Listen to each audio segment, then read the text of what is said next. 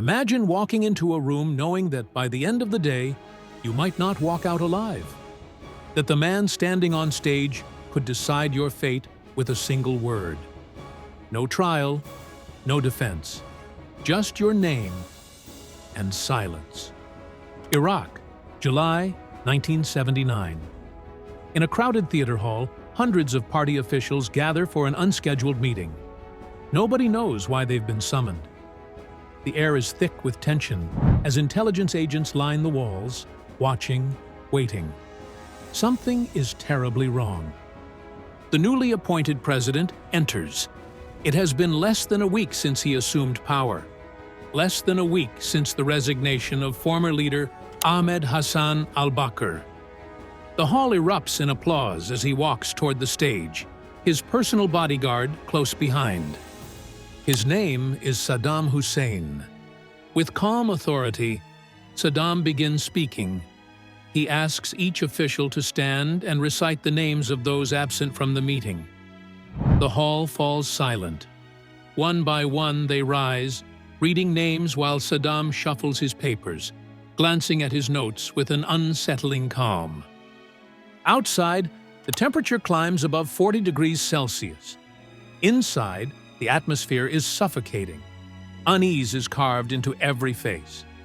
Then Saddam rises to reveal why he has called them here. The room holds its breath. He calls out a name, the former president's secretary. A tall, middle-aged man rises and walks down the aisle. His name is Muhi Abdul Hussein Mashhadi, a member of the Revolutionary Command Council, one of the most powerful figures in the Iraqi Ba'ath Party. As he ascends the stage, Saddam settles into his chair and lights a thick Cuban cigar.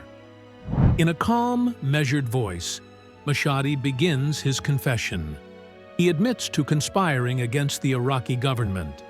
He claims that since 1975, he had been forming a secret faction within the party, persuading senior officials to join him, coordinating with Syria to overthrow the new leadership. He names names.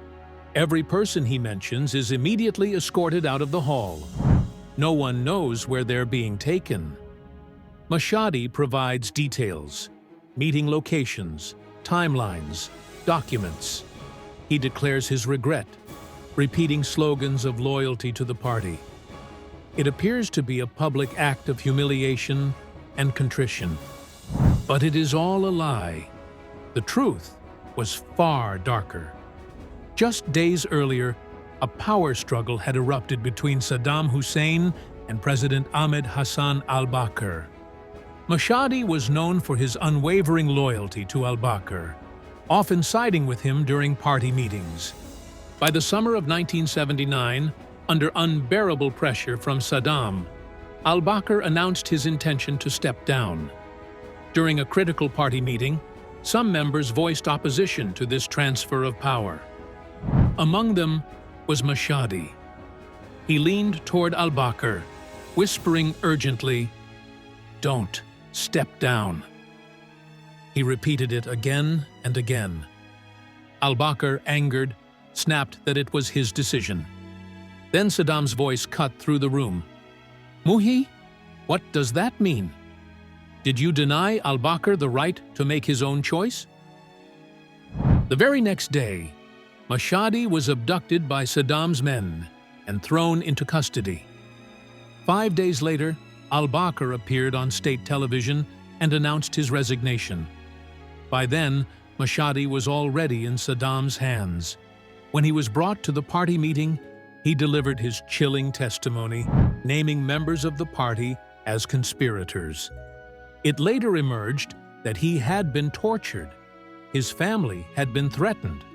He was told that if he refused to cooperate, he would be forced to watch his wife and daughters raped in front of him by Saddam's soldiers. With no choice left, he complied to save his family. He was dragged onto the stage and forced to make a public confession, fabricating his own role and the roles of others in a plot that never existed. And with that, his speech ended. Saddam took the podium. He pulled out another Cuban cigar, lit it slowly, then looked out at the audience. "What should be done with these traitors?" he asked. "You know the answer. There is no other way but the sword." The hall erupted in desperate applause. Even the slightest hesitation could be interpreted as disloyalty. Then came the moment that paralyzed everyone in the room. Saddam began calling names. Despite their fear, those whose names were called obeyed. But one man appeared visibly confused. When his name was announced, he shouted in shock, "I haven't done anything." Saddam didn't even look at him. The man lowered his head, submitted, and walked out of the hall, crushed by fear. Saddam continued calling names, 68 in total. Afterward, he thanked the remaining members for their loyalty. The hall stood as one, clapping intensely, cheering. Some broke down in tears, terrified, realizing in that moment that Saddam could decide their fate without trial, without evidence, without mercy. Even Saddam himself shed a few tears on stage, a calculated performance meant to remind them what awaited anyone who dared oppose him. Outside, those whose names had been called were loaded into military trucks and taken to the security services prison. In the following days, swift military trials were held.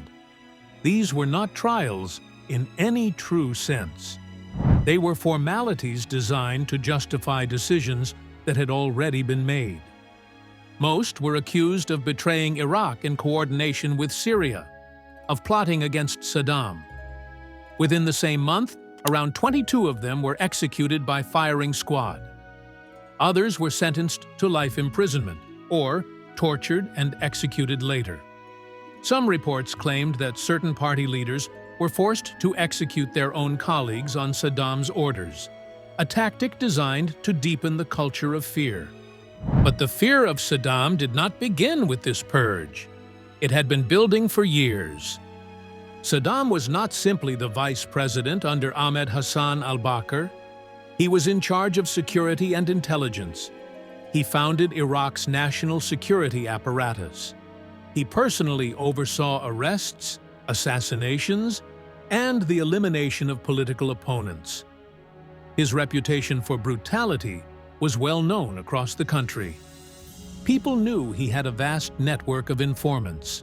A single word against the party could lead to disappearance, torture, or imprisonment.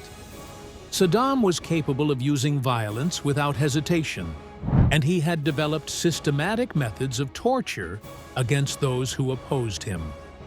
Even before becoming president, he was involved in political violence, including an assassination attempt against Abdul Karim Qasim in 1959. These early actions linked his name to brutality from a young age.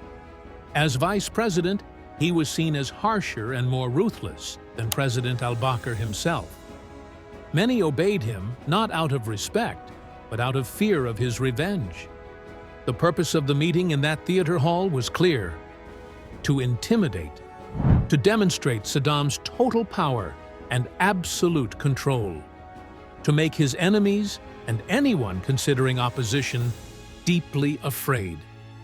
What happened in that hall was both public and symbolic. It sent an unmistakable warning to every party member present about what could happen to them. In that room, they learned that their lives depended on one thing alone: loyalty to Saddam Hussein. The 1979 purge was never allowed to be discussed or made public in Iraq. The recording was shared only with the party's top leaders under strict orders to keep it secret. It did not become available to the world until 2003, when the United States invaded Iraq and the security and party archives were looted. Only then did the world see what had happened behind those closed doors. A calculated act of terror, a public execution of loyalty, a message written in fear. This was how Saddam Hussein announced his rule. If this story left you thinking, hit that like button and subscribe so you don't miss the next chapter of history. There are more untold stories waiting, and we're just getting started. Thanks for watching, and we'll see you in the next one.